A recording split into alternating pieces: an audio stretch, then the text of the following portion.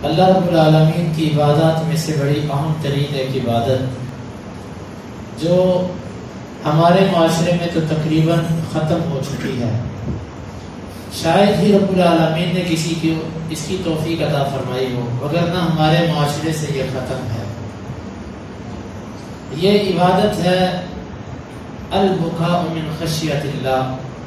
رب العالمین کے ڈر سے رو پڑنا۔ رسول اللہ صلی اللہ علیہ وسلم کے بارے میں عائشہ رضی اللہ عنہ فرماتی ہیں کہ ایک رات آپ اٹھے، میں نے رسول اللہ صلی اللہ علیہ وسلم سے کہا کہ آپ میرے ساتھ لیٹ جائیں۔ میں نے یہ چاہا کہ اللہ کے رسول لیٹے رہیں، لیکن آپ صلی اللہ علیہ وسلم فرمانے لگے کہ عائشہ مجھے چھوڑ دو، میں اپنے رب کی عبادت کرنا چاہتا ہوں۔ فرماتی ہیں کہ آپ اٹھے، نماز آپ نے شروع کی، آپ سجدے میں گئے، آپ اتنا روئے اتنا روئے اتنا روئے کہ صبح سحری تک آپ صلی اللہ علیہ وسلم روتے رہے رب العالمین کے سامنے۔ اور اس کے بعد بلال آپ کو نماز کا بتانے کے لیے آئے کہ نماز کا وقت ہو چکا ہے، چلیے نماز پڑھانے کے لیے۔ آپ صلی اللہ علیہ وسلم کا رونا اس وقت بھی جاری تھا، تو بلال نے کہا کہ اللہ کے رسول، اور بعض روایت میں عائشہ رضی اللہ عنہ سے وہ اور واقعہ ہے، یہاں پر بلال نے کہا کہ اللہ کے رسول آپ کی تو اللہ رب العالمین نے کوئی گناہ چھوڑے ہی نہیں، آپ کس وجہ سے روتے ہیں؟ تو آپ صلی اللہ علیہ وسلم نے فرمایا کہ گزشتہ رات میرے اوپر چند آیات نازل کی گئی ہیں، جس بندے نے ان آیات کو پڑھا اور ان پر غور و فکر نہیں کیا اس بندے کے لیے ہلاکت ہے۔ یہ وہی سورہ آل عمران کا آخری رکوع، ان فی خلق السماوات والارض واختلاف اللیل والنہار لآیات لأولی الالباب، یہ والا رکوع۔ رسول اللہ صلی اللہ علیہ وسلم نے فرمایا کہ قیامت کا دن جب سورج 1 میل کے فاصلے پر ہوگا، اس وقت 7 بندے ایسے ہوں گے کہ جن کو رب العالمین اپنے عرش کا سایہ عطا فرمائیں گے۔ یہ ایک حدیث میں 7 کا ذکر ہے۔ ان میں سے ایک وہ نوجوان ہے، رجل ذکر اللہ خالیا ففاضت عیناہ، وہ نوجوان، وہ آدمی کہ جس نے تنہائی میں بیٹھ کے اپنے رب کو یاد کیا، رب کو یاد کرتے کرتے اس کی آنکھوں سے آنسو بہہ پڑے۔ یہ آنسو محض رب العالمین کی خشیت اور اس کے ڈر کی وجہ سے آنسو بہہ پڑے، بس اس کے آنسوؤں کی رب العالمین کے ہاں اتنی قدر ہے کہ رب العالمین اس کو اپنے عرش کا سایہ عطا فرمائیں گے۔ اور قرآن مجید سن کے رونا، قرآن مجید ایک ہوتا ہے قرآن کی، بعض دفعہ کسی کی آواز سریلی ہوتی ہے، بندہ آواز سے روتا ہے، یہ آواز سے رونا کسی کی، یہ تو لوگ گانے سن کے بھی رو پڑتے ہیں۔ کئی ایسے گانوں کی آوازیں ہوتی ہیں کہ کئی گانے سن کے بھی روتے ہیں، لیکن در حقیقت قرآن مجید کی اپنی ایک تاثیر ہے۔ قرآن مجید کی روحانیت، اس کی تاثیر سے رو پڑنا، یہ تاثیر ایسی ہے کہ جو غیر مسلم بھی اگر غور سے سنے نا تو اس کے اوپر یہ اثر کرتی ہے۔ وَإِذَا سَمِعُوا مَا أُنزِلَ إِلَى الرَّسُولِ تَرَىٰ أَعْيُنَهُمْ تَفِيضُ مِنَ الدَّمْعِ، اس کا شان نزول بھی یہی ہے کہ سلمان فارسی کہتے ہیں کہ میں اللہ کے رسول صلی اللہ علیہ وسلم کے پاس آیا، میں نے کہا عیسائیت کے بارے میں آپ کیا کہتے ہیں؟ آپ نے فرمایا ان میں کوئی خیر نہیں ہے۔ سلمان کہتے ہیں کہ میں دل برداشتہ ہو کے اٹھ پڑا، میں چل پڑا، کیونکہ سلمان فارسی کی عمر 250 سال ہے، اور ایک قول کے مطابق 350 سال ان کی عمر تھی، جو سب سے کم قول ہے ان کی عمر کا وہ 250 سال کا ہے۔ تو یہ ساری زندگی عیسائیت میں گزار کے آئے تھے۔ اصل میں یہ مجوسی باپ کے بیٹے تھے، ان کا باپ آتش پرست تھا، اور یہ اس کے گھر سے بھاگے، ایک پادری کے پاس رہتے، اس کی خدمت کرتے، جب وہ مر جاتا دوسرے کے پاس چلے جاتے، وہ مر جاتا تیسرے کے پاس چلے جاتے، آخری پادری کے پاس جب آئے تو اس سے کہا کہ تو مجھے کوئی نصیحت کرا، اب میں کس کے پاس جاؤں؟ وہ کہنے لگا اب عیسائیت میں مجھے کوئی بندہ نظر نہیں آتا، تو اس طرح کر تو کھجوروں والی سرزمین پہ چلا جا، یثرب پہ، وہاں پر وہ وقت قریب آ چکا ہے کہ جس نبی کی پیشین کو یہ ہماری کتابوں میں آتی ہے، اس کا وقت قریب آ چکا ہے، تو وہاں پہ چلا جائے۔ اس سلمان کے مدینے پہنچنے کا واقعہ بھی اتنا ایمان افروز ہے کہ کیسے یہ بکتا بکاتا جس قافلے کے ساتھ یہ آیا کہ مجھ سے پیسے لے لو مجھے مدینے پہنچا دو، انہوں نے اس کو غلام سمجھ کے بیچ دیا۔ یہ بکتا بکاتا مدینے کے یہودی کے ہاتھوں بکا، اور پھر اسی کے جو غلام رہے۔ مختصر یہ کہ اللہ کے رسول صلی اللہ علیہ وسلم سے جب انہوں نے یہ بات سنی، ان کا دل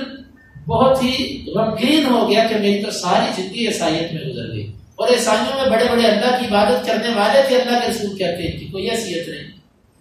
اللہ تعالیٰ نے یہ آیات نازل کر دی کہ ایسے نہیں ہے۔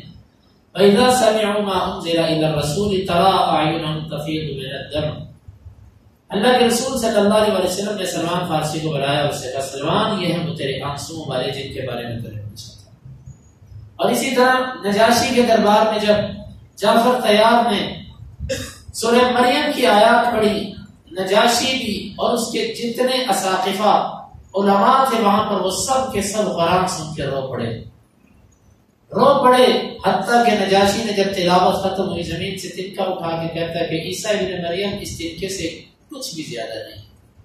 جو تو نے قرآن میں بیان کیا اس تنکے جتنے بھی اس سے زیادہ نہیں تھے، اتنے ہی تھے جتنا قرآن نے بیان۔ اور قرآن سن کے اگر غیر مسلم بھی روئے تو رب العالمین اس کا ذکر کرتا ہے۔ بھائیو، اپنے گناہوں کو یاد کر کے، اپنی قبر کی وحشت کو یاد کر کے، رب العالمین کے سامنے کھڑے ہونے کو، من خاف مقام ربہ جنتان، جو رب العالمین کے سامنے کھڑا ہونے سے ڈر گیا، اس کے لیے رب العالمین نے 2 جنتیں تیار کر دیں۔ اپنے گناہوں کو یاد کر کے رونا یہ ایک ایسی عبادت ہے کہ رب العالمین کے ہاں اتنی عظیم عبادت ہے کہ اللہ تعالیٰ اس سے بہت گناہ معاف کر دیتے ہیں۔ اگر انسان اپنے سارے گناہ اللہ تعالیٰ سے معاف کروانا چاہے، رب العالمین ان آنسوؤں سے اس کے سارے گناہوں کو معاف کر دیتے ہیں۔ اور آپ صلی اللہ علیہ وسلم نے فرمایا کہ اگر تمہیں رونا نہیں آتا، ان لم تبکوا فتباکوا، تمہیں رونا نہیں آتا تو تم رب کے سامنے رونے والا چہرہ ہی بنا لو۔ کم از کم اتنا تو انسان رب العالمین کے سامنے کرے نا کہ اس کو رو کر دکھائے کہ رب العالمین تو مجھے معاف کر دے۔ اسلاف کے واقعات اتنے ہیں رونے کے حوالے سے کہ بعض کی رونے کی وجہ سے موت واقع ہو گئی۔ بعض کے بارے میں آتا ہے کہ قرآن مجید کی جب عیسائیت پہ پہنچے وَامْتَازُوا الْيَوْمَ أَيُّهَا الْمُجْرِمُونَ،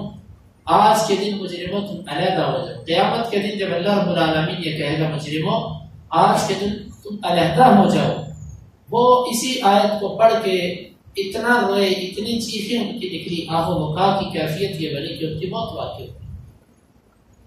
کتنے ایسے اسلاف تھے کہ جب وہ قرآن مجید کی آیت پہ پہنچتے وَبَدَا لَهُم مِّنَ اللَّهِ مَا لَمْ يَكُونُوا يَحْتَسِبُونَ، کہ اللہ رب العزت کے ہاں ان کی ایسی چیزیں ظاہر ہوں گی جن کے بارے میں ان کا گمان بھی نہیں۔ وہ یہاں پر بہت رویا کرتے تھے، نہ جانے میرے کون سے ایسے گناہ جس کے بارے میں مجھے گمان بھی نہیں ہے، لیکن وہ رب العالمین کے سامنے نمایاں ہو جائیں گے، قیامت کے دن رب العالمین کے سامنے کھل جائیں گے۔ اور بعد اس کا یہ مطلب بھی بیان کیا ہے کہ انسان کی وہ اعمال جن کو وہ نیکیاں سمجھ کے کرتا رہا،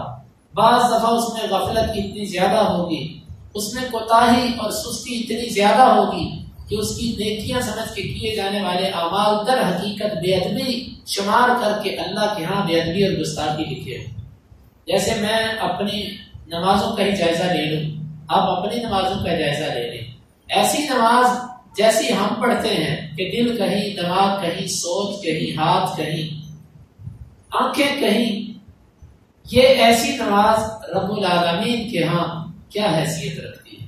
اگر یہی نماز ہماری بے ادبی لکھ کر ہمارے سامنے قیامت کے دن پیش کر دی گئی کہ یہ عبادت تو نے نہیں کی، تو نے تو رب العالمین کی توہین کی ہے، تو اس کا کیا جواب ہوگا؟ تو یہ اپنی آخرت کو یاد کرنا، اس کے لیے رو پڑھنا، یہ ایک ایسی عبادت ہے جو رب العالمین کو بہت پسند ہے۔ حتیٰ کہ اگر کسی کا دل پتھر ہو چکا ہے، پتھر بلکہ پتھر بھی بہہ پڑتے ہیں، وَإِنَّ مِنَ الْحِجَارَةِ لَمَا يَتَفَجَّرُ مِنْهُ الْأَنْهَارُ، اور بے شک پتھروں میں سے بھی بات ایسے ہیں کہ جن سے نہریں جاری ہو جاتی ہیں۔ یہ اللہ کی خشیت سے نکلنے والے آنسو ہیں۔ اگر ہمارے دل اتنے ہی سخت ہیں تو ہم کم از کم رونے والا چہرہ بنا لیں۔ بھائیو، یہ عبادت بھی ایک ایسی عبادت ہے کہ آپ اور میں تنہائی میں بیٹھے اپنے گناہ یاد کریں، اپنا ماضی یاد کریں، رب العالمین کے سامنے آنسو بہا دیں، آنسو بہانا اخلاص کے ساتھ کہ ہمارا کام ہے، اور رب العالمین ہمارے گناہوں کو معاف کر دے گا۔ اللہ تعالیٰ سے دعا ہے کہ اللہ تعالیٰ ہم میں سے ہر ایک کو خلوت کے اندر اس عبادت پر عمل کرنے کی توفیق عطا فرمائے۔ اللہم انفعنا بما علمتنا وعلمنا ما ينفعنا وزدنا علما وآخر دعوانا الحمد للہ رب العالمین۔